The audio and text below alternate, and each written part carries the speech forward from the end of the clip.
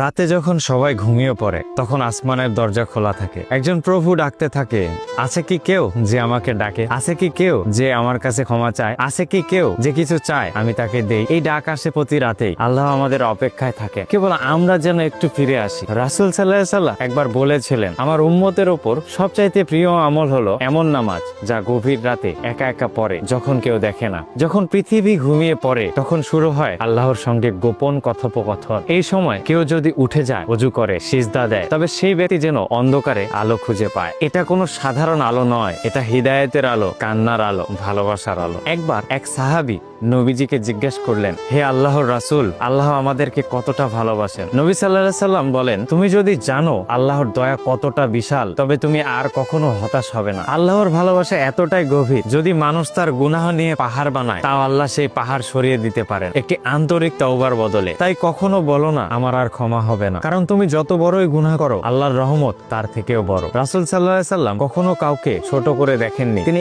এমন লোকদের ভালোবেসেছেন যারা সমাজে তুচ্ছ ও অবহেলিত, কারণ তাদের অন্তর ছিল আল্লাহর দিকে ঝুঁকে থাকা। আজকে হয়তো কেউ একা কাঁদে, চুপি চুপি কাঁদে। হয়তো কেউ রাতের বেলা বলে, আল্লাহ আর পারছে না। আল্লাহ বলেন, যে আমার দিকে 1 বিঘত আসে আমি তার দিকে 1 হাত আসি, যে হাঁটতে হাঁটতে আসে আমি তার দিকে দৌড়ে দৌড়ে আসি। এই হলো সেই প্রেম যা শুধু আল্লাহর সঙ্গেই পাওয়া যায়। এই ভালোবাসার কোনো বদল নেই, কোনো স্বার্থ নেই, আছে শুধু ক্ষমা, রহমত আর সান্ত্বনা। যে আল্লাহকে পায় সে সবকিছু পায়, আর যে আল্লাহকে হারায় সে সবকিছু হারায়। আজকের এই অন্ধকার রাতই হতে পারে সেই আলো ভরা রাত, যেদিন আল্লাহ বলবেন, আজ তোমাকে ক্ষমা করে দিলাম। শুধু একটুখানি কান্না, একটু অনুশোচনা, একটু অন্তরের গভীরতা, তাই যথেষ্ট আল্লাহর কাছে ফিরে যাওয়ার জন্য। একদিন এই পৃথিবী থেমে যাবে, মানুষ, টাকা, যশ, অহংকার সব শেষ হয়ে যাবে, কিন্তু যে হৃদয় আল্লাহর দিকে ফিরেছে সেই হৃদয়ই সফল হবে। আজ রাতেই শুরু হোক সেই ফিরে আসা। একটু অজু, একটু কান্না, একটু দোয়া, এতটুকুই তো লাগে অন্ধকারে আলো খুঁজে পেতে।